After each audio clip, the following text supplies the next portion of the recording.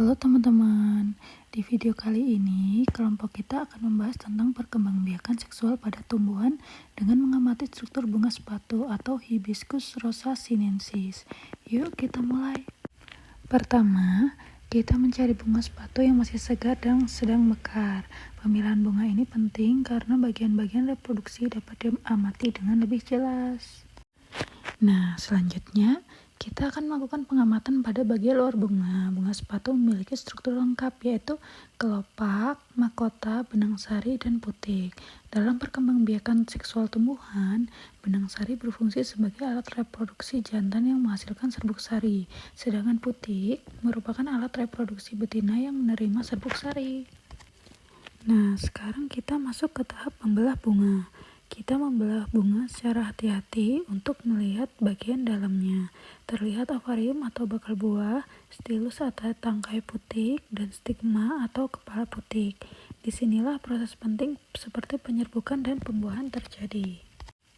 Melalui proses pengamatan ini, kita bisa memahami bahwa perkembangbiakan seksual pada tumbuhan terjadi melalui proses penyerbukan, yaitu perpindahan serbuk sari ke stigma, yang kemudian dilanjutkan dengan pembuahan di dalam ovarium.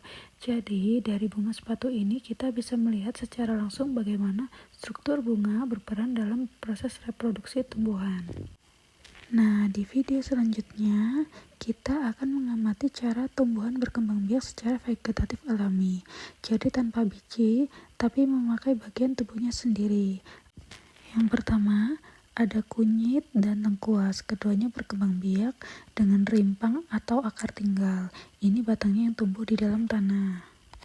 Kemudian, ada singkong yang berkembang biak secara vegetatif alami melalui stek batang.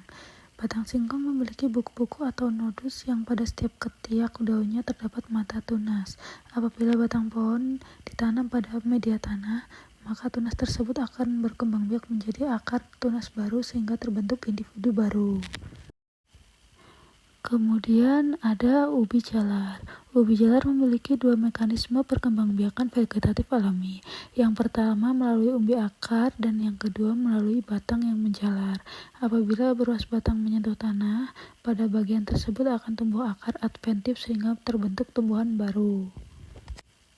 Kemudian ada pohon pisang. Pisang berkembang biak secara vegetatif alami dengan membentuk tunas atau anakan. Anakan pisang tumbuh dari batang asli atau kormus yang berada di dalam tanah di sekitar tanaman induk.